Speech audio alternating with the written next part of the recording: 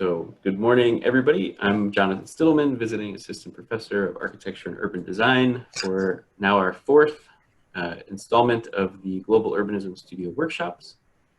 We're joined this week by Steib Gmür, an architect and urban designer in Zurich, Switzerland. Patrick was actually with us last semester, was it, Patrick? Last fall, yes. Last fall. Yeah. Teaching an architecture studio, and gave a great lecture then, and has extensive experience in city planning, but also in architecture. Some really wonderful housing projects. So he'll be leading the workshop this week, and will give us a lecture for today.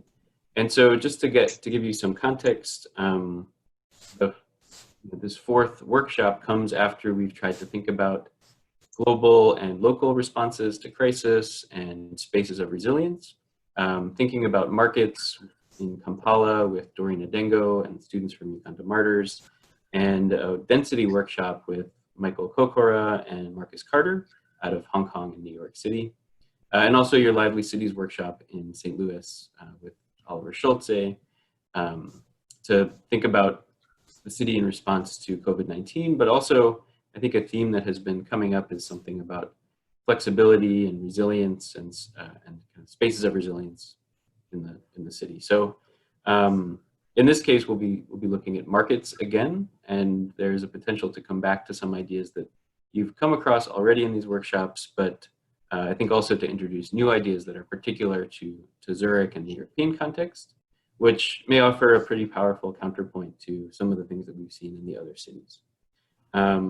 So we're also joined today by Derek Hoferlin, the chair of urban design, and it looks like we've got everybody here for the lecture. So I'm going to hand over the screen to Patrick, and we'll have a lecture from Patrick, and then some time for Q&A for everybody, and then we'll jump into a workshop, very much like we've done in the past few sessions.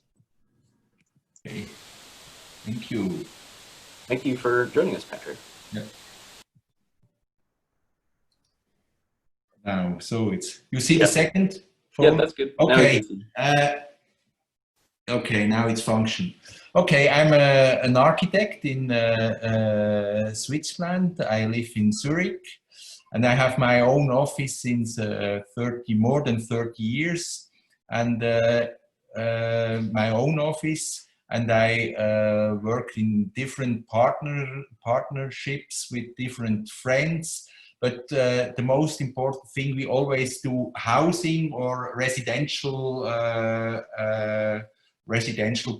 buildings most of the time. Here I show you some example. You see different kind of residential designs. They are always quite big. We are in the office. We can do or always do projects with 100 till 300 apartments. But we also do school buildings. You see here in the school with the colors, that's a schoolhouse share, that's the recreation hall, or we also did some high-rise buildings, and so we are it's always, for us, it's always important to be to work as an architect, and also to build, not only to design, so also to build and have the responsibilities about the planning from the beginning till to the end. But I also was for 7 years, I was the director of the urban planning in Zurich, of the whole city. I was responsible for all everything what's new, and also I was responsible for the quality, and that's what was a really interesting time, because also in Switzerland we have the direct democracy. That means that comparing probably to the States or probably to other parts or countries in the world, the people always can go to the to the vote 4 times in a year, and they vote about everything what's possible. For example, about streets projects or public buildings or laws or finance questions. So as a director of the city, you always have to handle with this direct democracy. So you have a lot of participation with the citizens, and there is a lot of you have a lot of discussion, but it's a really interesting job.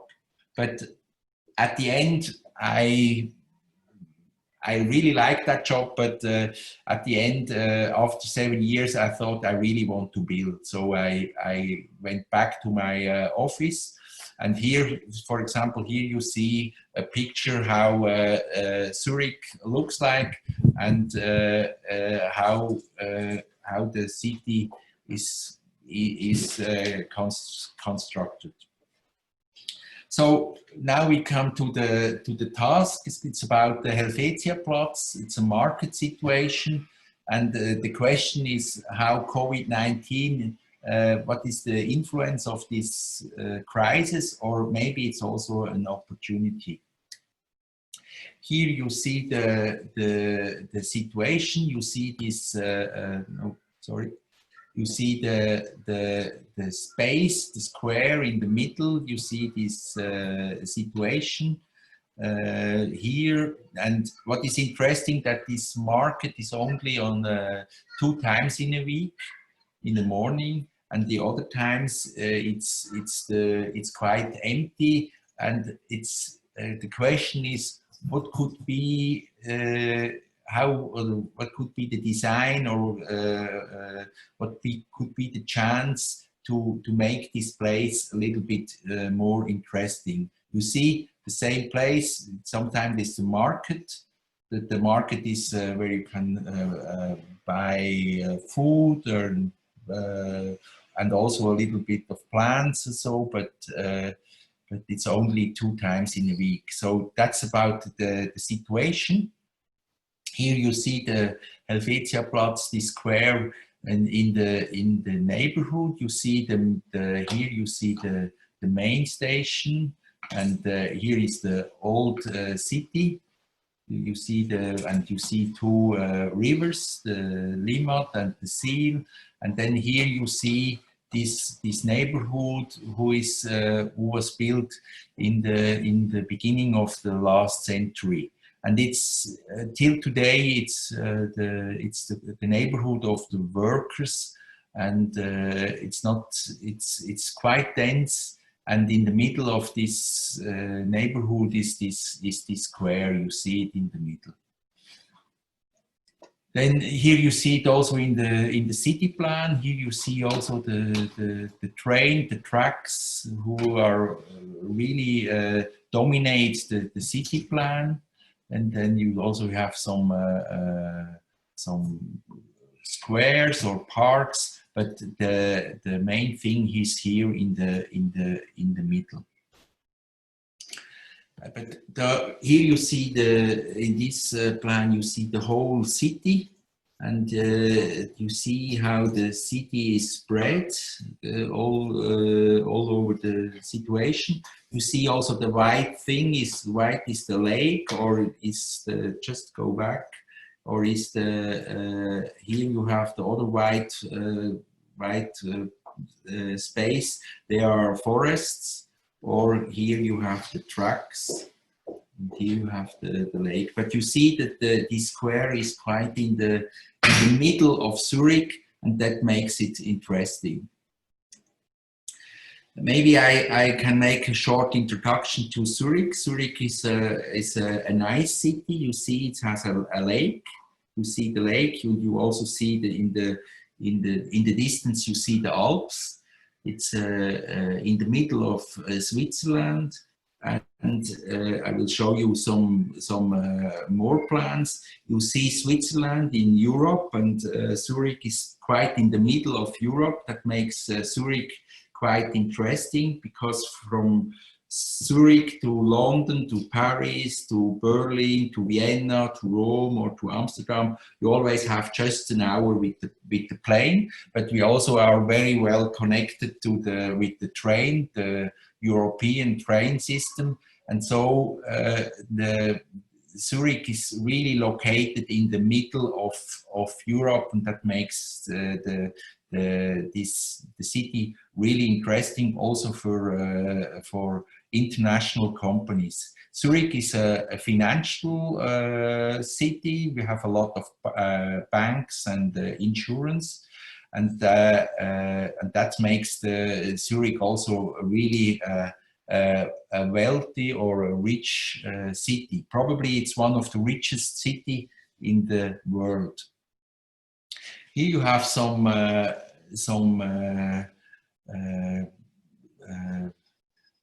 facts about Zurich. Zurich has about 420,000 inhabitants, and it's the biggest city in Switzerland. There are about 44,000 students. Also, that means that Zurich is quite young in the average. So we have the different universities here. And for example, it's also interesting that every 9th working place is located in Zurich. If you look Zurich as a part of Switzerland, and it's also interesting that every 5th franc in Switzerland will be earned in Zurich. We have about 169 different nations lives in Zurich. We have about 210,000 apartments, and the total surface is about 91 or 92 square kilometers. So I don't know how you can compare it to St. Louis, but probably Zurich is smaller and more quite denser, but not as dense as, for example, a Chinese city like Beijing or like Shanghai, but it's like something like between that. We are living about 500 meters above sea level. We have a quite normal climate. We have warm summers and cold, but not so cold, not so hot summers, and not so cold winter times. And the loveliest time is also the spring and the fall. And what is also interesting, Zurich is growing. Now here you see a city map. And all these red points, that means all the projects who built in the last 15 years. You see that Zurich is really transforming. It's really transforming. It's getting denser and denser. But it's also important to know that if Zurich is getting denser and denser, it's not allowed to build on the countryside. You also always have to build or rebuild in the city who is just there. You can't go outside. Just you have to build the new houses in the city. Zurich is really attractive. We have the lakes. We have also the rivers. You see here a picture. In the summer times, all the people are outside and we go swimming. The Zurich or Switzerland is very clean. You see the water is you can go there swimming, and also if you come once to Zurich and you have to clean your feet, then the water comes from the lake.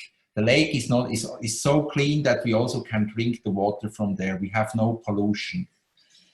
And in the Mercer study, since 2009, Zurich is always ranked as second city with the highest quality of life, and that's always interesting because this Mercer study or this ranking makes Zurich like a really interesting place for all the people all over the world, especially rich people want to come to Switzerland, because we have a really stable political and economic situation. We don't have this crisis. We always like it's always like the same thing. It's really rich. We have a really high average of salaries. The salary average is about 7,000 francs or dollars a week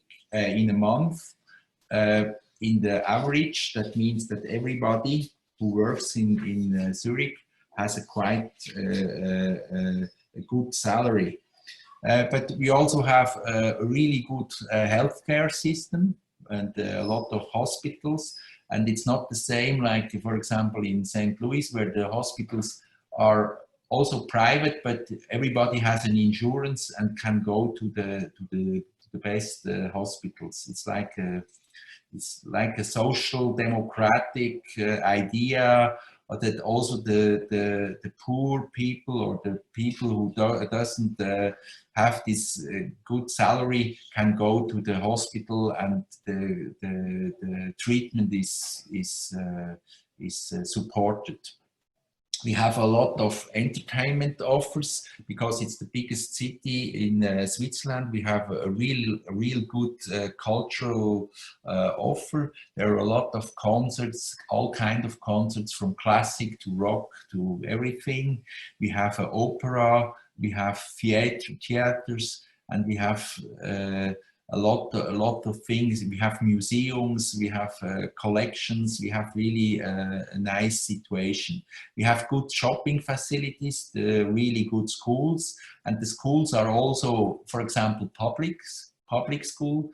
And for example, as to compare to the situation to St. Louis, if you want to go as a Swiss citizen, if you want to go to the university, you can go there and you pay about $1,000 for a semester. And the other fees are paid by the government. So it's a lot of people go there and want to go to the university, and it's not so you can't compare it to the system in the States. We have and also what is important, Switzerland or Zurich is really safe. We have no or just a little problems with crime. We are also really close to the nature. We can, if you want to go to the nature, go to hike or so, you can take the train or the car, and after a half an hour or an hour, you are in the mountains or wherever you want to go. And as I mentioned, Switzerland is quite clean, and that makes this quality of life. And you see here a plan of Zurich, a present urban analysis, and you see that in the middle is a compact urban structure with yard buildings, really dense. And when the topographic is a little bit going up into the hills, then it's a green urban structure. So you have a lot of houses who are in a green situation. But the Helvetia Square is in this compact urban structure, which is really, really dense. But now what is interesting, that we are always thinking or discussing what makes this pandemic situation, what will be the influence of the urban city planning. And at the moment, the people think that this pandemic will disappear sometimes, but what will stay is the climate change. So the focus and the concentration will be in the future will be on this climate change, and also the questions of this of the sustainability. And also what is interesting that Zurich has this idea to have this 2000 watt society till 2050. And what's also interesting is that this is not the idea of the government, it's the idea, or it's the people's decision. It has to do something with this direct democracy. And what means this 2000 society? That means that everybody, every inhabitant of Zurich should only use 2000 watts till 2050. And that means that we have to think about how we heat, what we eat, and how we move. So what means that for heating? So we have to heat with sustainable energy, who is renewable. How do you say? When you always can have it new, like wood, you have to heat with wood or something like that. And then also how it's interesting what you eat. The less meat you eat, the less you have this CO2 problems. Or when you go or you move, then it's the best thing that you go by cycle or go by feet. So the people, or also the government, has to make laws that they from now on this reduction of this CO2 is getting smaller and smaller, and we are working on that. And that's something interesting. That's probably, beside this pandemic, is that the most important thing what we should do. But we also have this COVID-19, and here you see some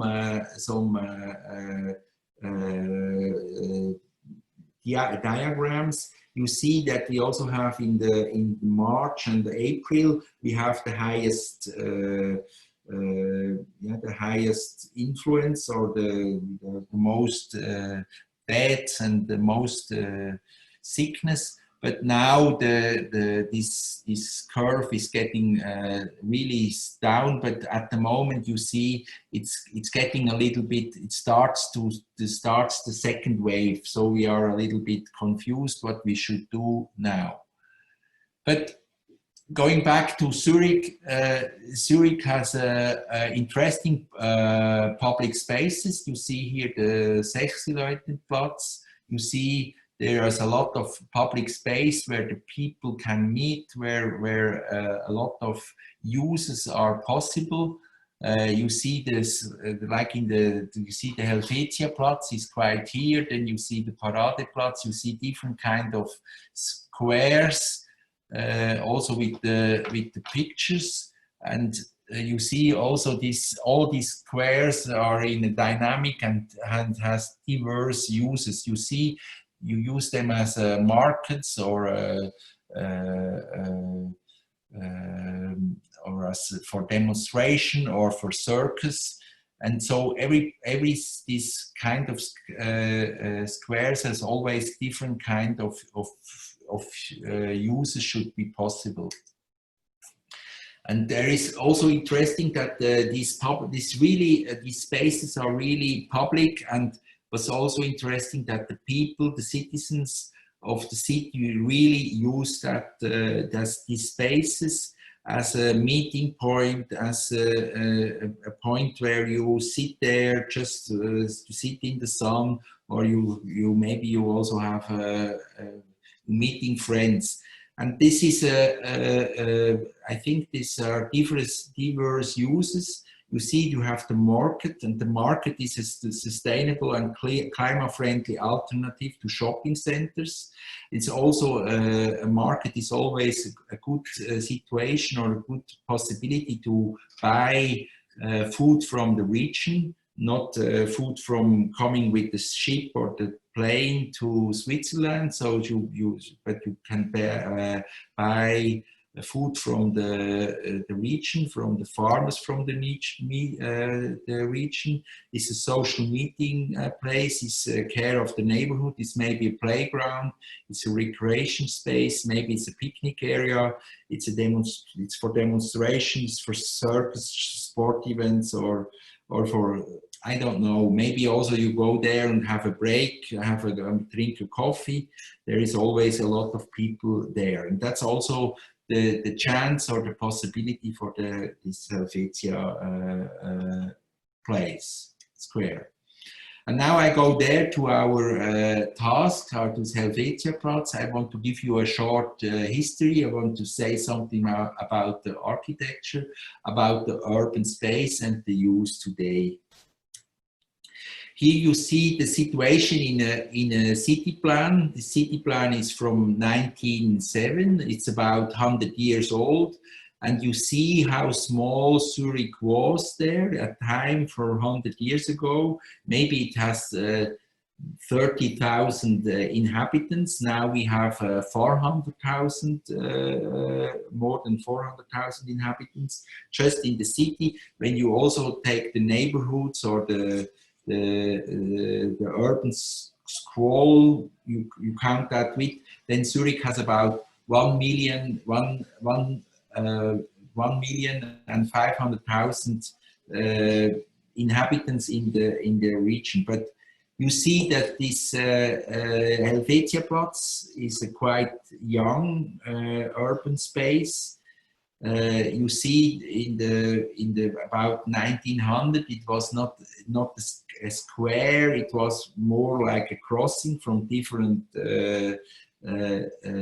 streets. And then you see 7 years later, you see how quick and how dense, fast the city was growing.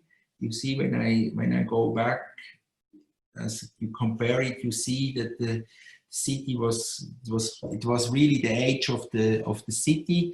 And then 7 years later, the city just was the square just was built and was in the middle of this neighborhood, who was fixed by the train, and the train, these tracks still are seeing today in the city plan. You also see the buildings. They're really nice buildings. Like this was a building for the post office. Later it was a bank. It was the building of a bank. Then here you see the People's House is also one house on the eastern part of the city, and in the front there is the playground of the school. It was about 1920. Then you see also in 1920 the city is still growing, is still getting denser. You also see here the old part of the city. You see the old military walls. Still you still can see them in the city plan, or still existing today. Here you see also a picture from the Helvetiaplatz, and also you see that now the tramway is now built. So you see that's about 100 years old.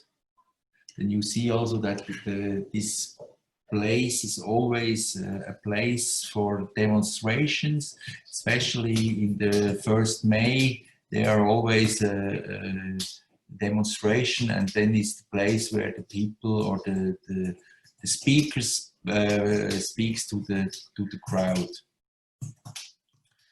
And then you see the same plan from 1963, and you also see that in this 1963, this house, this government building was built here with this concrete house, which I showed in the picture before, this one. This is from 1963. It was the architecture is influenced by Le Corbusier. It's concrete, and the house is on pilotis. It's on, and you see there is also now there is a bar and cafe in front. And you see on the other side, this is the formerly the post office. It's also a residential building. The post is gone, and in where the post or the bank was is now a coffee or a restaurant. It's really a nice situation. Then you have this people's house on the eastern part of the place. And it is in this house is also a restaurant. It's also a concert hall where a lot of concerts taking place. It also has a hammam inside and shops and everything. It's a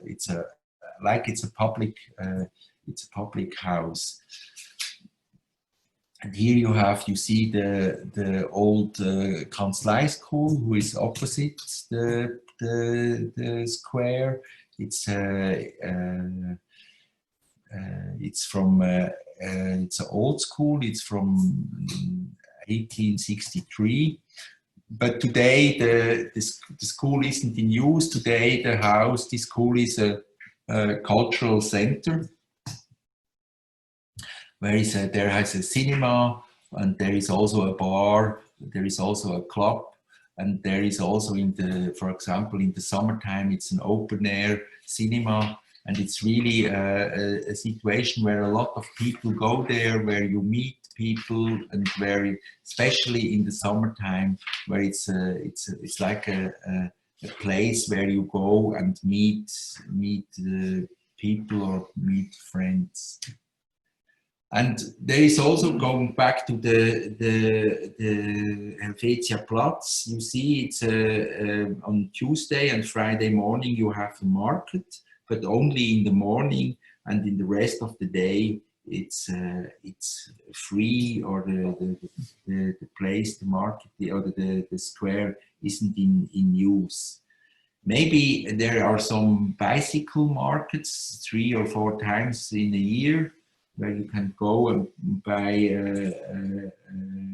bicycles, or there is also a coffee shop. But the situation is that in the square is quite empty, and this is also now the task, that you make it better. You see here the situation, it's not so friendly, but it's really, you have really a good access to by public transport. You also see the tramway here, and it's a nice situation. Now I'm coming to the task. You see the surface area, the dimension is about 55 meters long and 45 meters wide. And this is now it's the question what we should do with this, and you have to make a proposal for this market, for this situation, but it has to be a proposal who is sustainable and who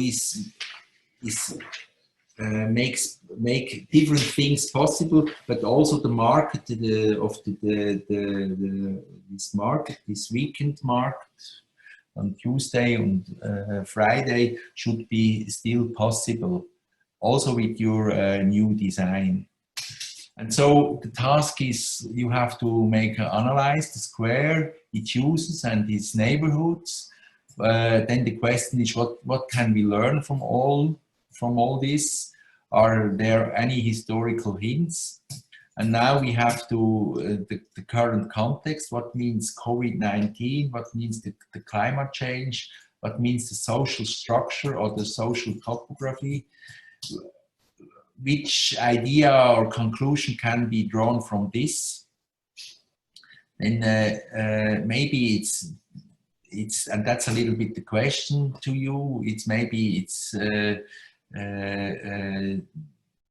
what should we do? What should we or maybe it's the quality is also the absence of design and elements here, but I think it should be possible to have some design there, and the question is how can the Helvetiaplatz become more attractive for users by the future, and at the same time make a significant contribution to sustainability. That's about the task.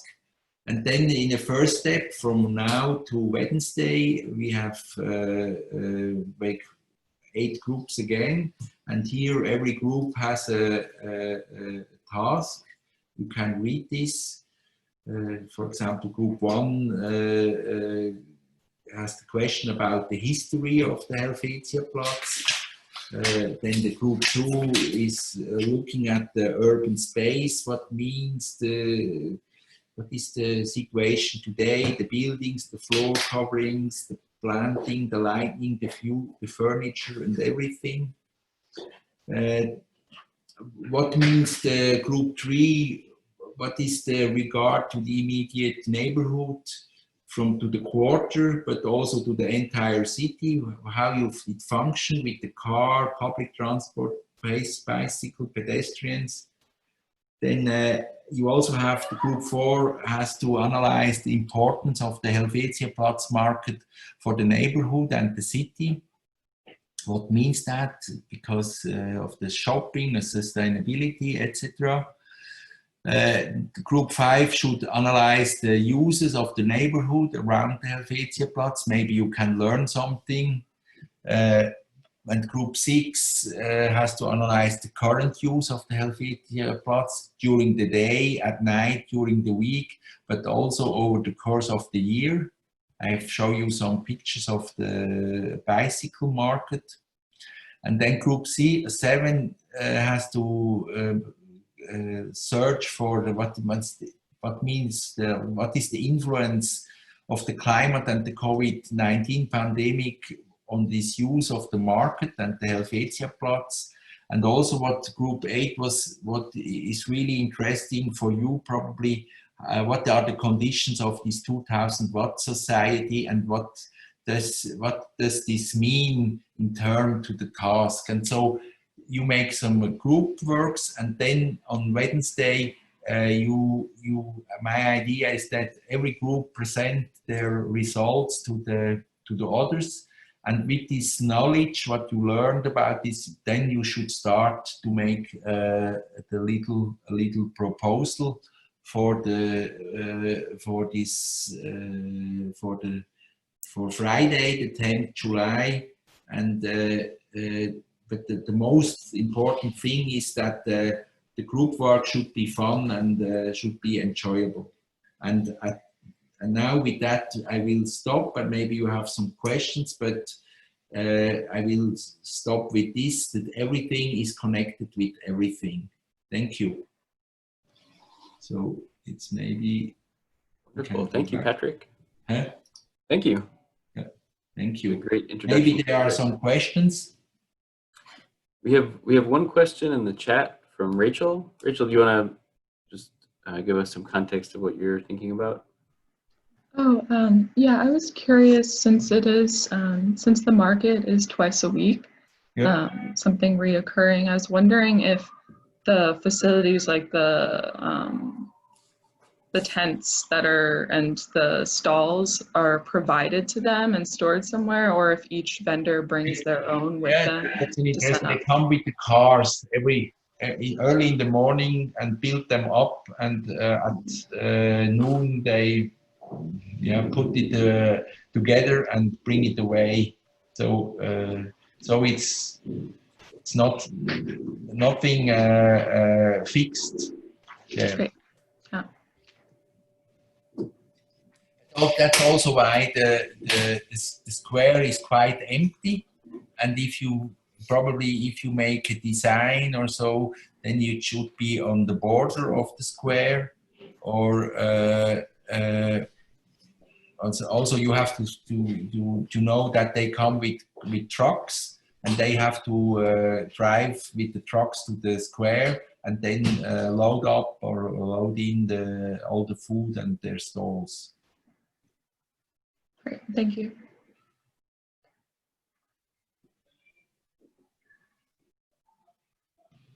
I have a question. Yeah. Are there other squares in the city that, like, I guess that play maybe like complementary roles to this one, or is this like the main square? There's not in Zurich. Zurich hasn't the main square. There are like different squares and different and on these squares it's always a little bit. They have same uses, and for example, there are also market situations in other parts, in other squares, but then maybe the market is on Saturday or one is on Wednesday. So the markets, the people who work on the market or who has such stalls, they move from one square to the other. Got it.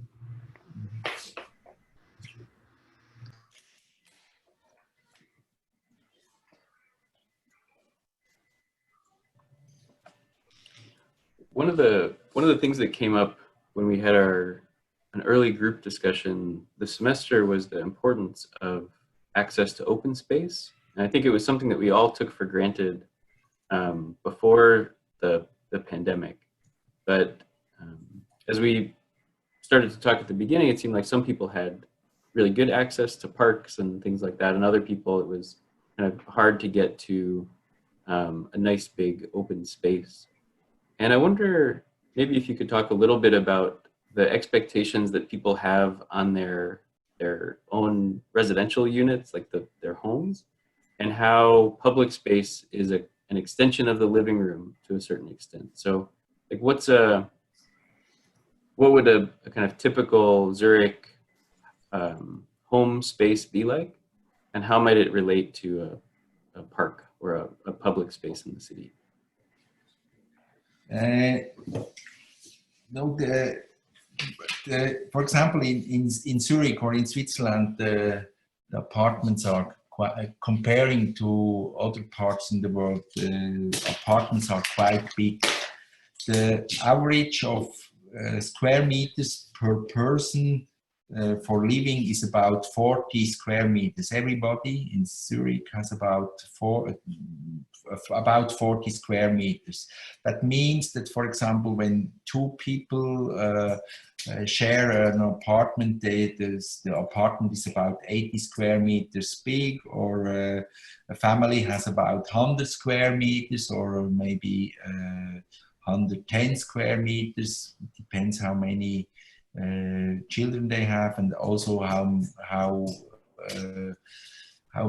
much they can pay for the rent. For example, it's also interesting that in Zurich about probably 80% of the inhabitants rent apartments, and the most of the people are don't own their own apartment, so everybody rents. But every apartment, especially the newer ones, the apartments we build new apartments, they always have a big balcony where you can go outside. And your question is about the access to the public space. So you have, on the one time, you have most of the people have a big, comparing to probably to other parts in the world, they have a big apartment, but also everybody has the access to the public space. And we for example, in Zurich, we don't have neighborhoods who are dangerous, or maybe you don't go there, or maybe who is we don't have this separated community. Everything is open. Everybody can go everywhere, and it's also quite safe, or it's safe, for example. And what is really interesting that with a little bit with the climate change, also Zurich is getting, the climate is getting warmer, and it's because it's getting warmer. A lot of people, especially during the summer times, live outside, and that's also why this public space getting more and more important. Also, it's interesting that the more the people are connected with computers and with all these things, this social contact is really important. And for example, now with the lockdown, when everybody has to stay at home, that was also the market were closed. And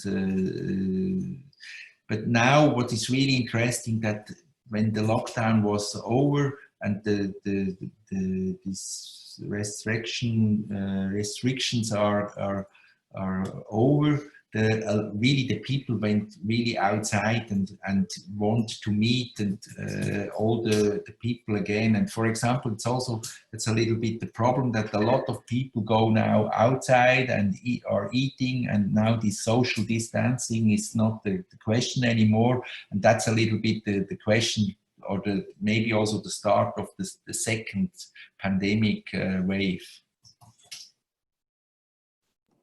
That could this be the answer on your question? Yeah, that's great. It's super helpful, because I think the context is very particular. Yeah. Like that people can move around so much and choose between public spaces and have a lot of Switzerland access. is really, or also Zurich is it's really interesting that it's quite open. I say them open society. We have a lot of different nations who live in Zurich, and it's everybody is welcome. So I say it in this way, and a lot of, especially also this international style, or this international feeling of the city, makes the city open, and so that especially also not only the Swiss citizens or the Swiss people, also the people from all over the world go outside and uses this public space. Mm.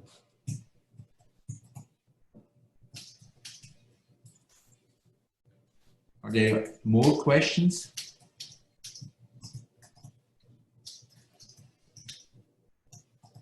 I have actually one sort of related question, but what's the legacy of urbanism in Zurich?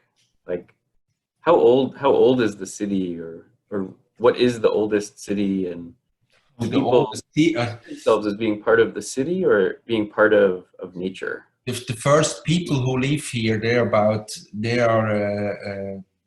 about maybe 5,000 years. Mm-hmm. They live on the lake with the houses who are on pilotis, and then there was also the Romans were here, and then the city is about probably the Romans built the bridge from 2,000 years, and that's the starting of the city. Wow. The old part. And what's also interesting is that Zurich is maybe the city from the Middle Age was built in 12,000 years ago. It was always an important city because it was on the lake. There was a bridge, and then that's the history. But also it's interesting in Switzerland that Switzerland is founded 1291, and since that the Switzerland is free. We never had a king, or we never had I don't know, like so we were always more or less democratic society. since 700 or 900 years. And that's why we are also, we have this direct democracy. We go to the vote 4 times a year. It's always one voting in the winter time, in spring, summer, and fall. And we always vote about everything, what's possible, about the, if we want to build the public school, then we have to say yes or no.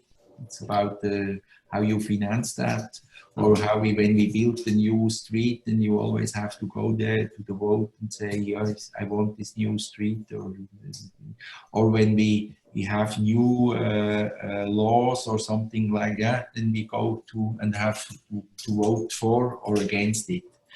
And we also have a government.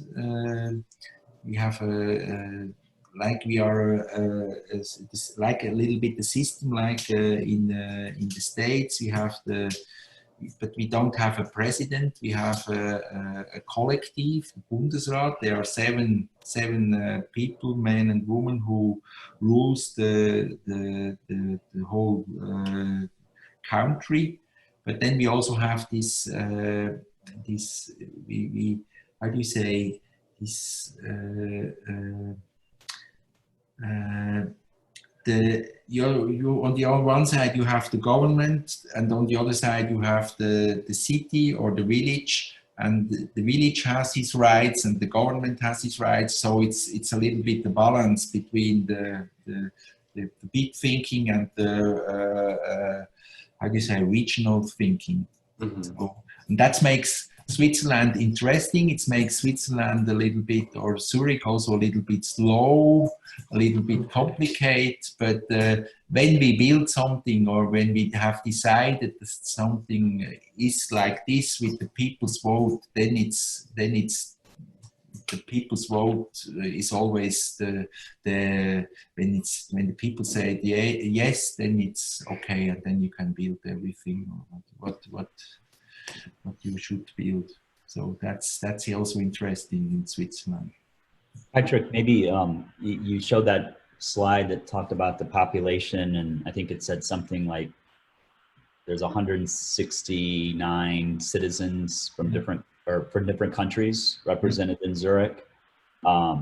You brought up the idea of course, public health, access to hospitals and public health, which is very different than the United States. So maybe could you, who gets to vote? Like, when do you get to vote? How does it work with immigration and when people become citizens? And so maybe my question is, there is also if you have the Swiss passport, you can vote. If you don't have a Swiss passport, you have to live in Switzerland for maybe, I don't know, 5 or 10 years, and after 10 years you can try to get Swiss passport. So maybe my question is a little more, a sensitive question, but it's something we're of course struggling with in the United States, with immigration and social inequities and challenges and protests and real big problems, right? Do you have problems like that in Zurich, or is it because I go to the slide that you said it's one of the greatest cities to live in the world, the quality of life, but how does it work in terms of equity in Zurich and Switzerland? It's a challenging question, but I think it's something. We don't have these problems like you have it now in the States. Right. We also have all the problems like a little bit like you have with racism and so. But Switzerland is interesting because Switzerland is as a country we function. We have, for example, we have 4 different languages. We speak French. Zurich is in the German part, Swiss German part, but we have also a part of the country who speaks French. We have a part who speaks Italian, and one part who speaks a Roman, a very old language, who is like between Italian and French and something like Latin. So we speak that in the mountains, and we also have different religions. We have we're not the Catholics or Protestants. So, but what I wanted to say is that the idea of Switzerland is that we live together. And that means that also we live together, and we also try to live or to when we live together, that you have to accept that the people are maybe different or think in another way. So Switzerland has also his system is not on the like black or white or like Democrats or Republics. One is the Republic, and then 4 years are the, so it's always going together. And so the compromise is something we have in the, how do you say, we have it in our soul, so that we always we not try to have one opinion. So but we are used to live with different kind of opinions and different kind of cultures and everything, and that's why we don't have this. We also have a little bit, but not comparing to this, for example, what happened now in the States, these social problems. So that's also why the Switzerland or also Zurich is quite safe.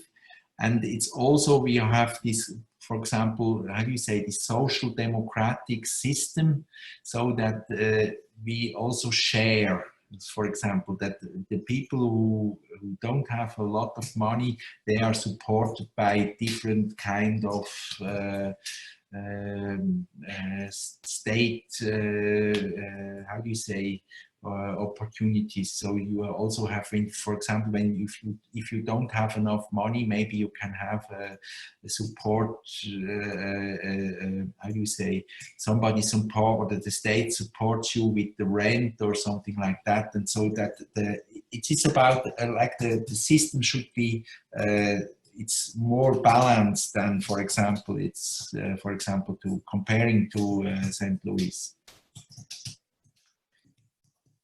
That's why also the economic or also the political system is quite stable. So it's always, we always run on the same level.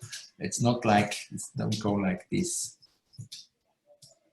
So and that's, for example, that makes also the Switzerland or Zurich really a nice place. You also have good schools, public schools. The school system is not private, so the school system is public. Every school, public school is, yeah, it's not like for example, like in St. Louis, where you have the public school in Clayton, who is a little bit better than in, I don't know where. So in Zurich, all the schools are the same, and all have the same chance and same possibilities. Yeah, I mean, I don't mean to compare Switzerland to the United States, but I think it's helpful, like, to understand just generally the taxes and the stereotype of Switzerland, other than it being a neutral country, is that it's very expensive and very different. And I remember when I was driving from the Netherlands to Switzerland along the Rhine, and I was in a rental car, and then I crossed into Switzerland, and I was on their Autobahn, and then I realized I needed to buy a euro, an annual fee for which was very expensive. Instead of just like, a toll for an hour, I had to pay for the whole year. Yeah. So I quickly got off the Autobahn and hoped that the camera didn't catch me, and drove on the side roads, right? And then I would stay in the hotels in Germany because they were half the price as the hotels in Switzerland, separated by the Rhine, right? And so yeah, but you know, you also have to know that it's really, Switzerland is really expensive, but also the salaries are double high than, for example, in Germany. And yeah, that's a little bit of the system. Or you have high salaries, you have, but the taxes are not so high, for example, comparing to Germany. But also the idea is that everything what you can you can give away, as for example, as the example you mentioned with the tax for the autobahn, then everybody has to pay for a year. And that's, for example, also when people came from just for one day or so, they have to pay for 1 year. Right. So then for Swiss citizens, it's cheap. Right. Yeah. So anyway. Yeah. Well, that was a great lecture. Thank you, Patrick. Very helpful. Yeah. I'm going to have to. I have to run. I have to go to another meeting, but I don't know if there's Jonathan or Patrick, if you have any other thoughts for me before I run. I think that's good. Thank you for joining us today. I think we'll start to phase into the workshop description now. Okay, cool. I'll see you guys on Friday. Okay. Let me know if you need anything in between. All right. Thanks, Derek. Bye. Thanks. Bye, Bye, everyone. So Patrick, I have one more question, kind of about your practice, your experience in city planning, and maybe it's a way of kind of phasing back into the description or the discussion about the workshop. But I wonder if you could talk about a project that you have worked on that sort of met your expectations, or that you feel like did something really positive in the city, or brought about a kind of interesting change in the city, or I don't know, like a kind of aspirational urban project that you've worked on. I mean, you've got this amazing 30-year career in the city, and just a sort of a reflection question. Is there one project that comes to mind of like, you didn't think it could be done, and everyone was able to work together to achieve something really wonderful? And when I worked in the city, my main project was to make to renew the building laws.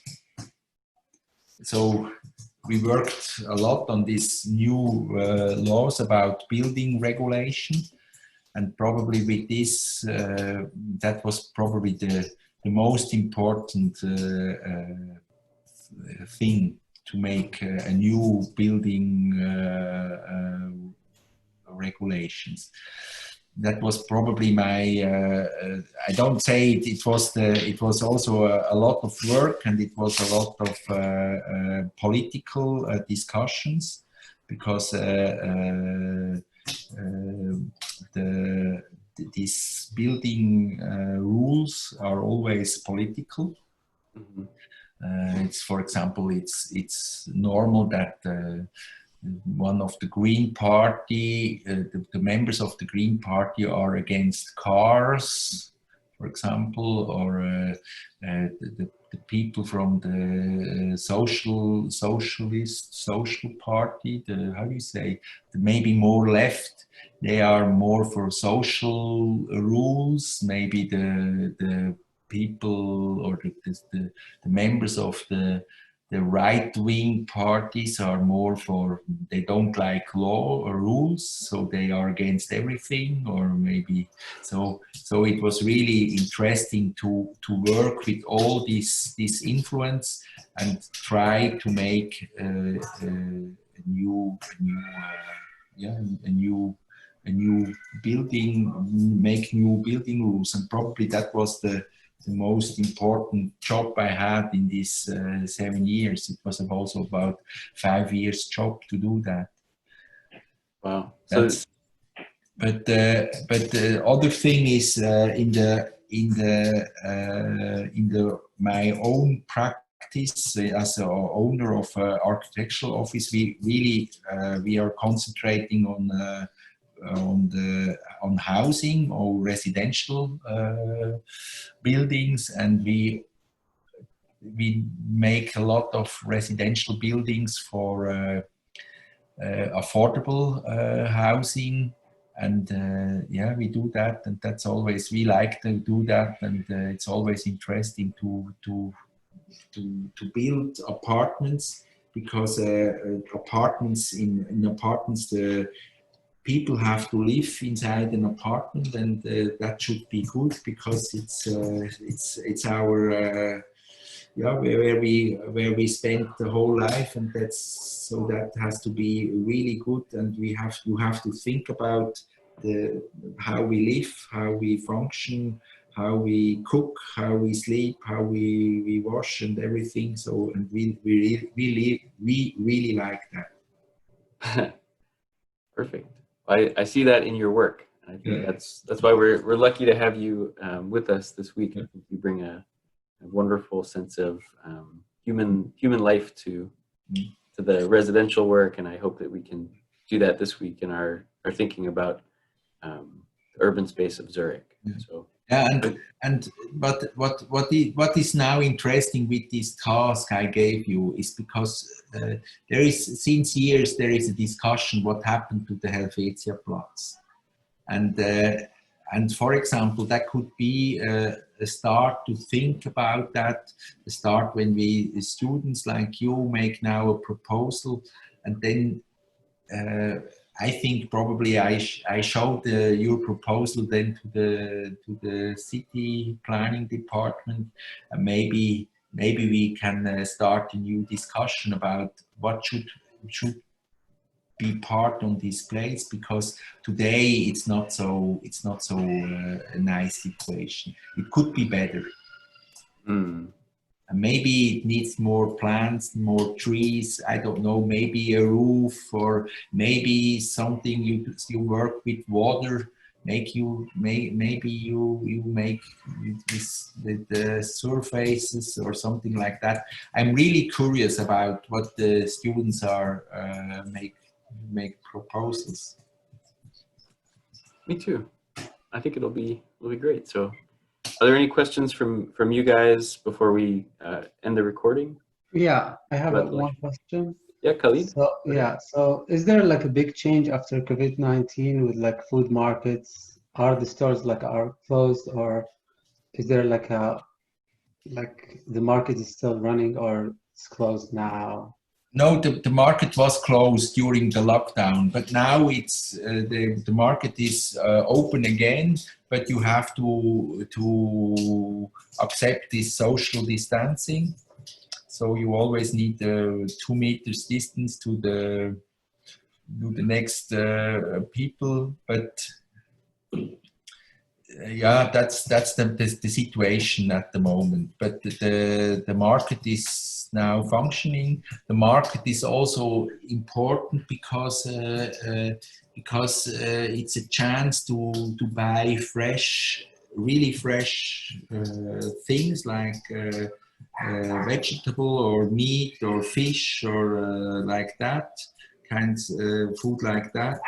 And it's always the food is always on the market, is from the farmers around the city, and it's always how do you say, biological or something like that.